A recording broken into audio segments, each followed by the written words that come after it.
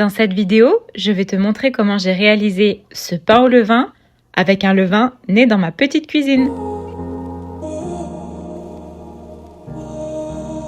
Pour créer du levain, c'est très facile. Tu auras besoin d'un pot en verre, d'un tissu propre pour le recouvrir et d'un élastique pour le faire tenir. Là, je mets environ 20 g de farine de blé complet. Ça marche aussi avec de la farine blanche. Et je mélange à 20 g d'eau. Je couvre et je laisse reposer à température ambiante. Hello, c'est le jour 2. Et je vais faire la même chose qu'hier, 20 g de farine complète et 20 g d'eau. Le levain a besoin d'être nourri chaque jour pour que la fermentation se fasse. Il s'appelle Gérard Levain. Salut!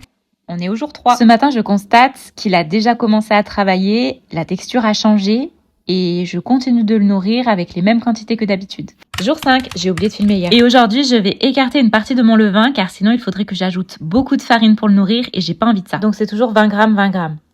Hello, nous sommes au jour 8. J'ai bien nourri Gérard hier et avant-hier, comme tous les jours, mais j'ai pas filmé. Je pense que mon levain est bientôt prêt et pour être sûr, je vais faire le test du verre. Ça flotte, c'est prêt. Jour 9. J'ai oublié de préciser hier, mais le levain a bel et bien été nourri. Je prévois de faire mon pain demain. Alors aujourd'hui, je vais le nourrir beaucoup plus que d'habitude. Le double. Je le déplace dans un contenant plus grand pour qu'il puisse se développer convenablement.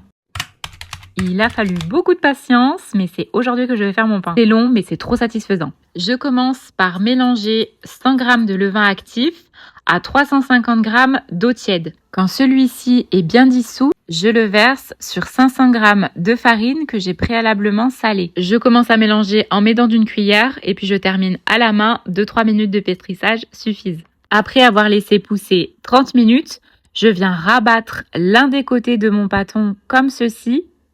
Et je laisse poser à nouveau 30 minutes. Et je procède ainsi 3 fois. Je le cuis dans une cocotte en fonte avec un couvercle et regarde-moi ce beau pain. Malheureusement, il n'a pas fait la journée, il a été dévoré en un rien de temps. N'hésite pas à me parler dans les commentaires de tes expériences avec le levain maison, à aimer la vidéo si elle t'a plu et à t'abonner pour m'encourager à faire plus de contenu.